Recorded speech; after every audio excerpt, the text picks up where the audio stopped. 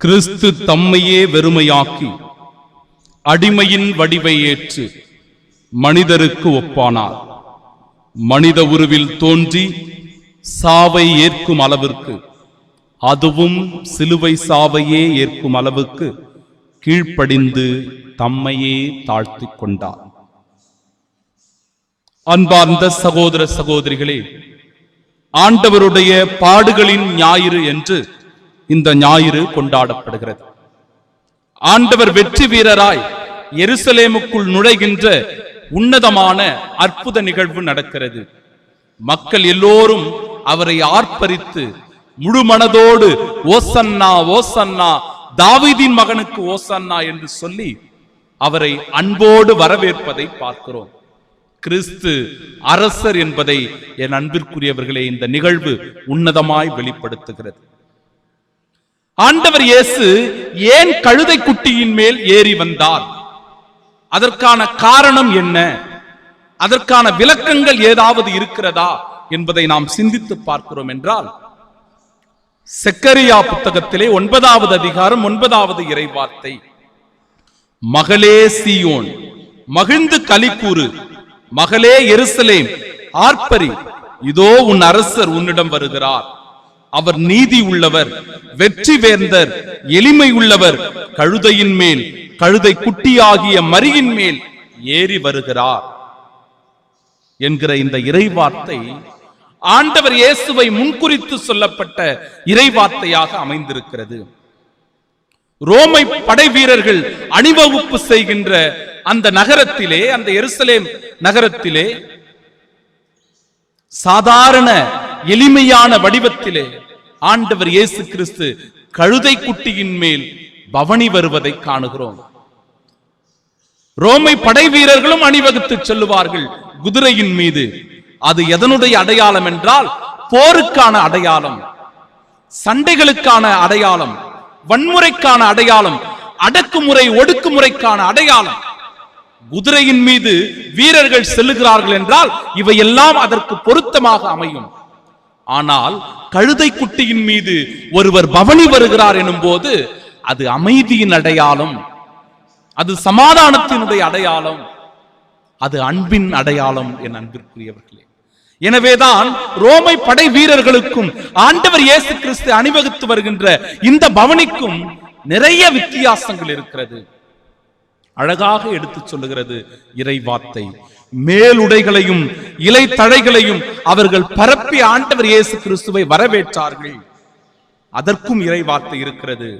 2 அரசர்கள் புத்தகம் 9வது அதிகாரம் 13வது இறைவார்த்தையை நாம் வாசித்து பார்த்தோம் என்றால், எவ்வாறு ஆண்டவர் இயேசு கிறிஸ்துவில் இந்த வாக்குறுதிகள் நிறைவேறுகிறது என்பதை நம்மால் உணர்ந்து கொள்ள முடியும்.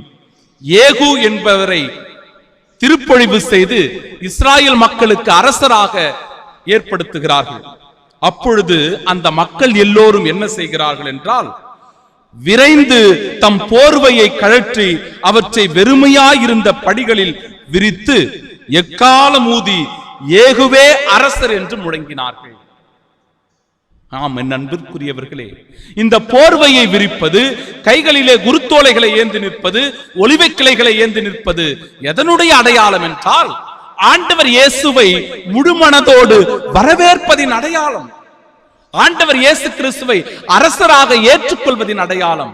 பெருமகிழ்வோடு காத்துக் கொண்டிருந்த அந்த எருசலேம் மக்கள் ஆண்டவர் இயேசு கிறிஸ்துவின் வருகையை மகிழ்ந்து ஆர்ப்பரித்து கொண்டாடி வரவேற்பதைத்தான் இதோ இந்த இறை வார்த்தைகள் நமக்கு நினைவூட்டுகின்றன. ஓசன்னா ஓசன்னா என்று பாடினார்கள். தாவீதின் மகனுக்கு ஓசன்னா என்று அவர்கள் ஆர்ப்பரித்து பாடினார்கள். திருப்பாடல் 118 25 முதல் 27 வரை உள்ள இறை வார்த்தைகள் அவற்றினுடைய பொருளை நமக்கு ஆழ்பட எடுத்து கூறுகிறது. ஆண்டவரே மீட்டருளும், ஆண்டவரே வெற்றி தாரும், ஆண்டவரின் பெயரால் வருபவர் ஆசி பெற்றவர், தாவீதின் மகனுக்கே ஓசன்னா என்று சொல்லும் போது, இந்த ஆண்டவர் தான், இந்த மெசியா தான், இந்த கழுதையின் மீது ஏறி வருகின்ற ஆண்டவர் தான் நமக்கு மீட்பினை அருளப் போகிறவர், நமக்கு வெற்றி தருபவர், இவர் ஆசி பெற்றவர் என்கிற வார்த்தைகளாக அந்த வார்த்தைகள் குறிப்பிடப்படுகிறது. என் அன்பிற்குரியவர்களே, ஆண்டவர் இயேசு கிறிஸ்து சமாதானத்தின் தூதுவர். அவரை சண்டை சச்சரவுகள் வன்முறையை ஏற்படுத்துகிறவர் அல்ல, மாறாக அமைதியை ஏற்படுத்தி வந்த அமைதியின் தூதுவர். என் அன்பிற்குரியவர்களே, இந்த இறை வார்த்தைகள் அதையே நமக்கு எடுத்து கூறுகிறது. அவர்கள் எல்லோரும் தங்களுடைய கைகளிலே குருத்தோலைகளை ஏந்தி நின்றார்கள். அது எதனுடைய அடையாளம்? அது எதனுடைய அடையாளம் என்று பார்க்கும்போது 2 மக்கபேயர் 10வது அதிகாரம் 7வது இறை வார்த்தை சொல்லுகிறது, எனவே தழைகளால் அழகு செய்யப்பட்ட கழிகளையும் பசும் கிளைகளையும் குருத்தோலைகளையும் ஏந்தியவர்களாய் தமது திருவிடத்தை வெற்றிகரமாக தூய்மைப்படுத்தும்படி செய்த கடவுளுக்கு புகழ்பாக்கள் பாடி அவர்கள் நன்றி செலுத்தினார்கள். கைகளிலே அவர்கள் குருத்தோலை வைத்துக் கொண்டிருப்பதனுடைய அடையாளம் என்ன என்று பார்க்கும்போது கடவுளுக்கு அவர்கள் மனம் மகிழ்ந்து நன்றி செலுத்துவதனுடைய அடையாளமாய் அது இருக்கிறது. கடவுளை புகழ்ந்தேத்துவதனுடைய அடையாளமாய் இருக்கிறது.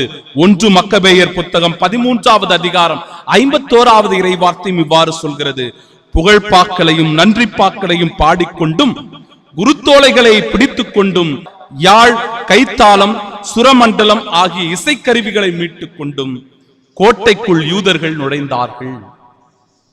இந்த இறைவார்த்தைகள் எல்லாம் எவ்வளவு ஆர்ப்பரித்து பூரிப்போடு கடவுளை மகிமைப்படுத்துகின்ற செயலாக இது அமைந்திருக்கிறது என்பதையே நமக்கு நினைவூட்டுகிறது. அன்பிற்குரியவர்களே, யோவான் நற்செய்தி 2வது அதிகாரம் 4வது இறைவார்த்தை சொல்லுகிறது, அம்மா என்னுடைய நேரம் இன்னும் வரவில்லை. ஆண்டவர் இயேசு தன்னுடைய தாயை பார்த்து சொல்லுகிறார், அம்மா என்னுடைய நேரம் இன்னும் வரவில்லை. ஆனால் மார்க் நற்செய்தி 14:41வது இறை வார்த்தையில் என் நேரம் வந்துவிட்டது என்று சொல்லுகிறார். இதற்காகத்தான் ஆண்டவருடைய வருகையானது அமைந்திருந்தது. இந்த நேரத்திற்காகத்தான் என் அன்பிற்குரியவர்களே இந்த உலகமே காத்து கொண்டிருந்தது. ஆண்டவர் இயேசு கிறிஸ்து சிலுவையில் தன்னையே முழுவதுமாக கையளிக்க இருக்கிறார். இந்த குருத்து ஞாயிறு துக்கத்தின் நாள் அல்ல, இது மகிழ்ச்சியின் நாள். இது நமக்கு மீட்பு தருகிற நாள், ஒரு புரட்சியின் நாள் என்பதை நாம் உணர்ந்து கொள்ள வேண்டும். காரணம், பார்வையற்றோருக்கு பார்வை தந்தவர் நம் ஆண்டவர் இயேசு கிறிஸ்து. தொழுநோயுடையவரை தொட்டு சுகப்படுத்தியவர் நம் ஆண்டவர் இயேசு கிறிஸ்து. பாவிகளுக்கு இடையே அவர் அமர்ந்து அவர்களோடு தோழமை பாராட்டியவர் நம் ஆண்டவர் இயேசு. பேய் பிடித்தவரை பார்த்தவுடன் அப்பாலே போ சாத்தானே என்று அந்த தீய சக்தியை விரட்டி அடித்து மனிதநேயம் உள்ள மனித பண்புகள் உள்ள மனிதனாக ஒருவரை மாற்றியவர் நம் ஆண்டவர் இயேசு கிறிஸ்து. உடல் நலமுற்று சுருங்கி போய் முடங்கி போய் கிடக்கிற மனிதர்களை தூக்கி எழுப்பி நிறுத்தி மீண்டும் புதுவாழ்வு கொடுத்தவர் நம் ஆண்டவர் இயேசு கிறிஸ்து. எனவேதான் அவர் அன்பின் அரசராக அமைதியின் அரசராக நாம் இந்த நாளிலே நினைவு கூர்ந்து வெற்றி ஆர்ப்பரிப்போடு நம் ஆண்டவர் இயேசு கிறிஸ்துவை ஓசன்னா என்று சொல்லி வரவேற்கிறோம். ஆம், இதன் வழியாய் வான் வீட்டினுடைய கதவை நம் ஆண்டவர் திறக்கிறார். என் அன்பிற்குரியவர்களே, இயேசுவினுடைய இந்த பவனி அவரை அரசராக அடையாளம் காட்டுகிறது. துன்ப துயரத்தை தீர்க்க வந்த விடிவெள்ளியாக அடையாளம் காட்டுகிறது. கலவரம் கட்டுப்பாடுகள் உள்ள இடத்திலே கனிவும் தாழ்ச்சியும் நிறைந்தவராக நமக்கு எடுத்து கூறுகிறது. எனவேதான் இதற்கு இத்தனை ஆர்ப்பரிப்பு, வாழ்த்தொலி, வெற்றி முழக்கம் என்பதை நாம் உணர்ந்து கொள்ள வேண்டும். என் அன்பிற்குரியவர்களே, நாமும் நம்முடைய மனமும் பல நேரங்களில் இப்படிப்பட்ட அமைதிக்காக இயங்குவதில்லையா? அடிமைத்தனத்திலே நாம் இருக்கும் போது விடுதலை உணர்வுகளுக்காக நம் உள்ளம் ஏங்கி தவிப்பதில்லையா? பசி, பட்டினி, வறுமை, விலையேற்றம் என்கிற நிலைப்பாடு நமக்குள் வரும்போது புது வாழ்வுக்காக நம் உள்ளம் தவிப்பதில்லையா? அநியாயமும் அட்டூழியமும் இதோ இந்த உலகத்திலே நீடித்துக் கொண்டிருக்கிற வேளையில், கிறிஸ்தவர்கள் துன்புறுத்துகிற வேளையில் நீதிக்காக உண்மைக்காக நம் உள்ளமும் மனமும் ஏங்குவதில்லையா? அவற்றை நினைவு கூற அழைப்பு விடுப்பதுதான் இந்த நாள். என் ஆண்டவர் இருக்கிறார், என் தேவன் இருக்கிறார், அவர் நம்மை மீட்பார், நமக்கு விடுதலை வாழ்வை தருவார், நமக்கு புது வாழ்வை தருவார் என்கிற நம்பிக்கையை கொடுப்பதுதான் இந்த இறைவார்த்தை. ஆனாலும் ஆண்டவர் இயேசு கிறிஸ்து தன்னையே முழுவதுமாக கையளிக்கின்ற உன்னத நிலைப்பாட்டை பார்க்கிறோம். அவை மரணத்தை நோக்கி, அவர் மரணத்தை நோக்கி தானே முன்வந்து செல்வதை பார்க்கிறோம். யாரும் அவரை இழுத்துக் கொண்டு வரவில்லை, மாறாக என்னுடைய நேரம் வந்து விட்டது என்று தானே சாவை நோக்கி மரணத்தை நோக்கி முன் வருகிறார்.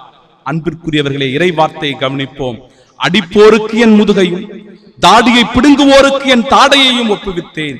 நிந்தனை செய்வோருக்கும் காரி உமிழ்வோருக்கும் என் முகத்தை மறைக்கவில்லை.